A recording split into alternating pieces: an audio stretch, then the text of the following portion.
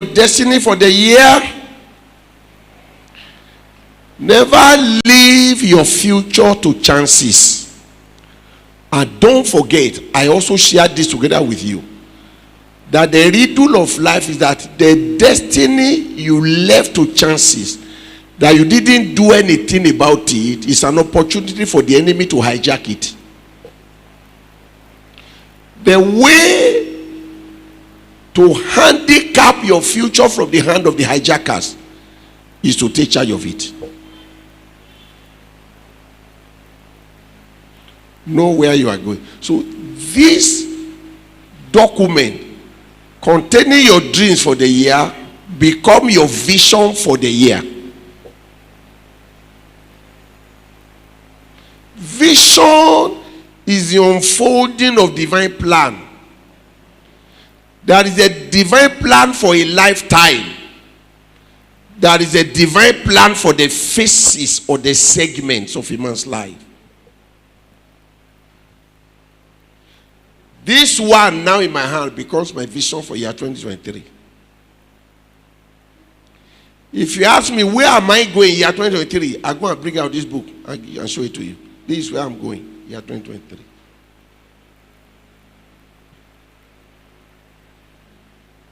Document it.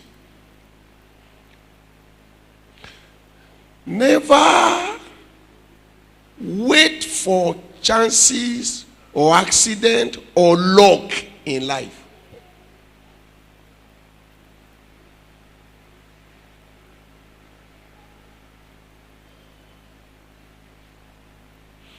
Never wait for opportunities to come to you. Create opportunities in life. The future you didn't take charge of, because nature abhors vacuum, becomes an opportunity in the hand of the enemy to take charge of it for you. You are not in charge, the enemy will be in charge. The way for the enemy not to be in charge is be in charge. For you to be in charge, know where you are going. Document it. That's the first step.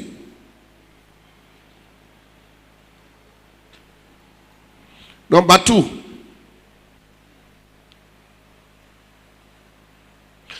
The second step to the accomplishment of your dream or your vision for the year is to verbalize it.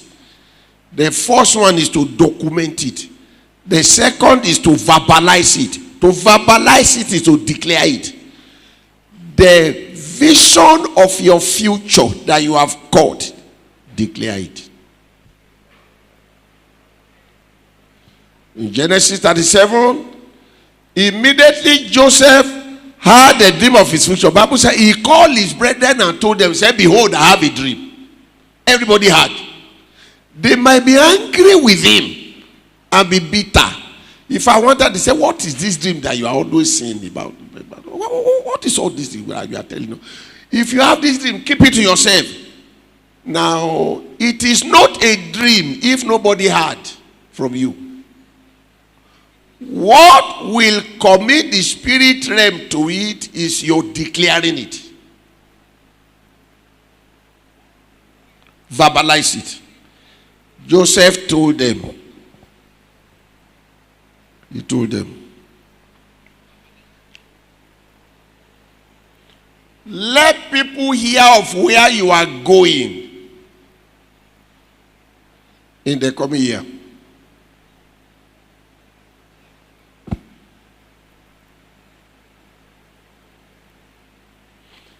You know, I told you this simple secret. When I was still growing up, in the young days of my ministry, I think at that time our ministry had just started. I read Youngisho's book, The Fourth Dimension. I don't know whether you have stumbled upon that book. It's an old book by Youngisho. There is the Fourth Dimension, Volume 1. There is the Fourth Dimension, Volume 2 by Youngisho. The Great man of God of beloved blessed memory. I read that book, The Fourth Dimension. It tore me on. The focus of that book is how to catch a vision of your future. The fourth dimension. Everything I did at that time was from the kind of terrible radical revolution that I saw in that book. So, we wanted to enter the coming year, and I was setting my vision, and I decided I wanted to buy a car. At that time, I had no car. I was trekking. And Young Show said, he said, let your dream or your vision of your future be specific. He said, God does not commit himself to general vision. That the vision must be set. So, Young Show stated a lot of things at that book. So, I took my Bible and said, as I entered the following year, I wanted to buy a car. Then I took my Bible, I took an exercise book from this, and I said, the car that I wanted to buy, Mercedes, I said number one, Mercedes-Benz car. 230. I said 2, power steering. 3, alloy wheel. 4, air condition. 5, automatic.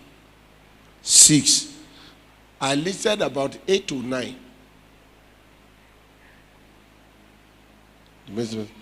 So we came for a night vigil. I taught them about, I read it from Yogi Show. So some of this habituality is not something that I just got today. So in the night vigil, I talked to them about how to take control of your future, how to develop a vision for the future, and then I wrote my vision. I said, for example, at that time, sir, my salary was 1,200 naira. I was living in a room and parlor. I said, before June next year, I'm buying a car. I said, the car that I'm buying is Mercedes-Benz car 230, regular. So I took the book and I read it to them, the characteristics of the, because I read it from Yogi Show's book. Yogi Show said, don't develop a general vision, be specific. So I stated about 9 characteristics of the Mercedes-Benz car. Alloy wheel, power steering, fully AC. I stated everything. As I was saying, it was in the night, they were clapping their hands. They said, oh, they were clapping hands. They were clapping hands. And we said it and we prayed. You know, I also told you that your responsibility is to create pursuit. The responsibility of God is to create opportunity. Opportunity does not belong to you, it belongs to God.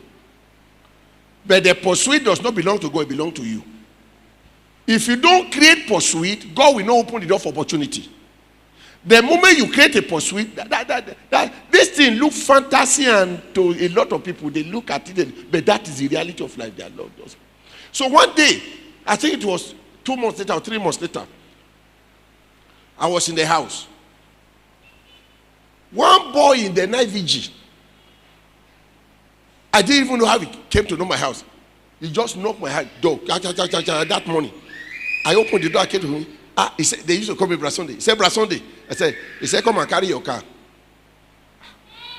The thing looks strange to me, my car. He said, I've seen your car.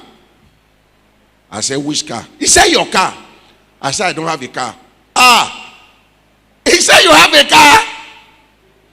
I said, oh. I said, what's my car? I didn't even remember what the boy was saying. He looked so like a dream. He said, you told us in the night vigil your car, and the 9 characteristics of your car, the kind of car you want to buy. He said, yes.